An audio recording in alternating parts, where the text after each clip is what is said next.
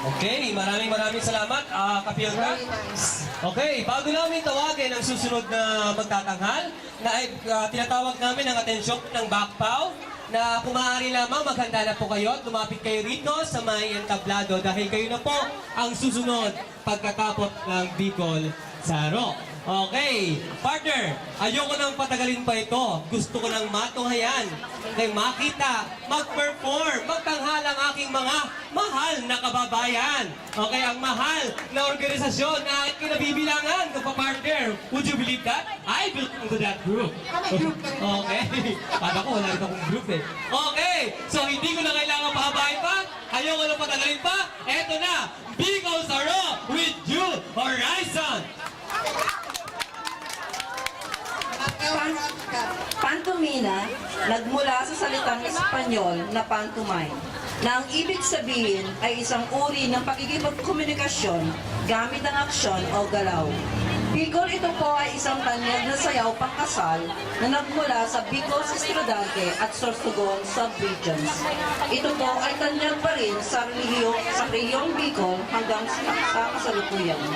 At ito rin po ay tanyag sa hilagang parte ng Samar, lalong-lalo na sa munisipyo ng Calen at Capul, na ang lokasyon po ay nakaharap sa Bicol.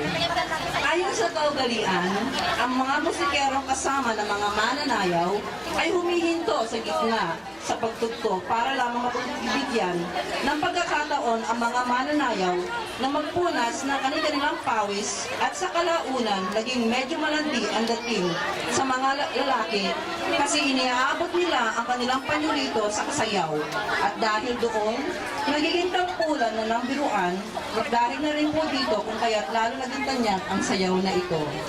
Ang pantomina ay isa sa mga sinaunang sayaw na tinangkilik ng mga Pilipino dahil sa kanyang kakaibang galaw at sayaw hakbang. Ito po ay nalathala sa pinakaunang aklat ng katutubong sayaw na isinulat ni Ginang Francisca Aquino noong Pebrero 1926. Ayon kay Ginang Aquino, ang pantomina ay tinawag din salampati, kalapati po sa Tagalog, noong panahon ng pananakop ng Espanyol. At sa ngayon po ay iyong matutunghayan ang isa sa mga pinagmamalaking sayaw ng mga Bicolano, ang pantomina, sa pangunguna po ng bagong halal at walang bago na presidente ng Bicol Saro with New Horizon, na walang iba kundi si Ginang Francis Azor. Salamat po at mabuhay ang kalayaan.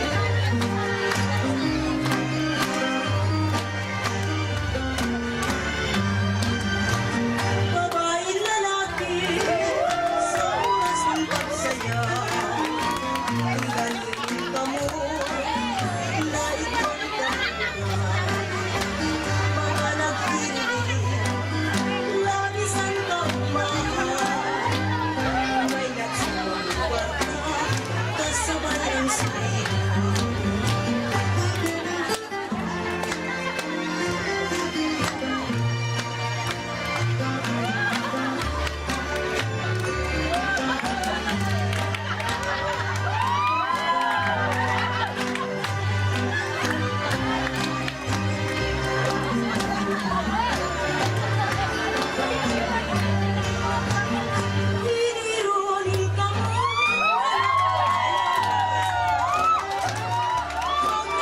Hindi ko nasasabi. Dahil kaning-kanino sa tutubaraga. Ikaw pang nagpurong na nagpasimbag.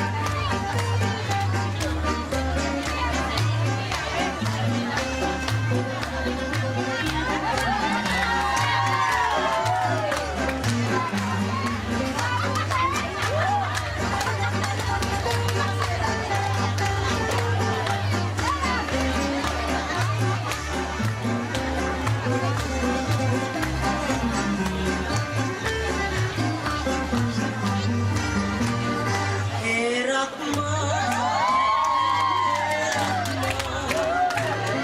lalaki siyan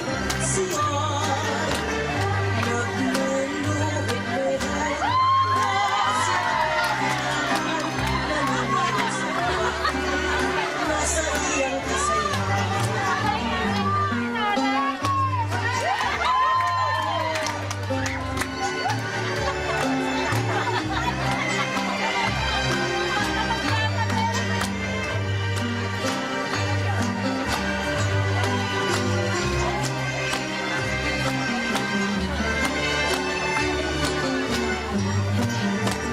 Inimpan tumila lalo na sa likod nasa kuban tapos na bikulong mayaman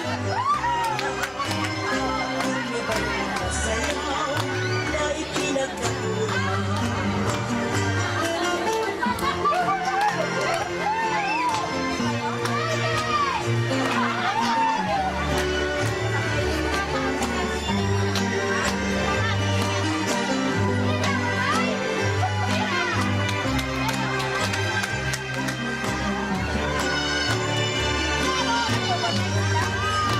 Sayaw pan tumilaw, usuhan sa biko, Camarines Norte, sa pagmamaiso, sa Albay Masbate, Katanduanes Sospo, kanto ng pagkamina, tasayaw hindi gulong-gul.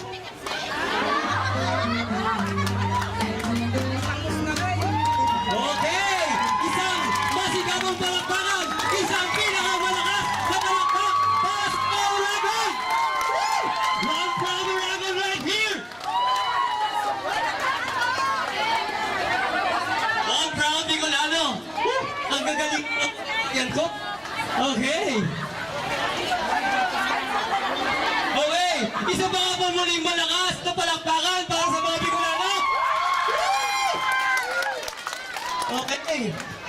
maraming fans, ha? One. Mas maganda sana yung partner kung kasali ka. Gusto ko nga sanang sumali, kaya lang hindi ko alam ang mga steps. Ah, ganun ba? Teka, baka may naiwan pa dito. Meron pa ba?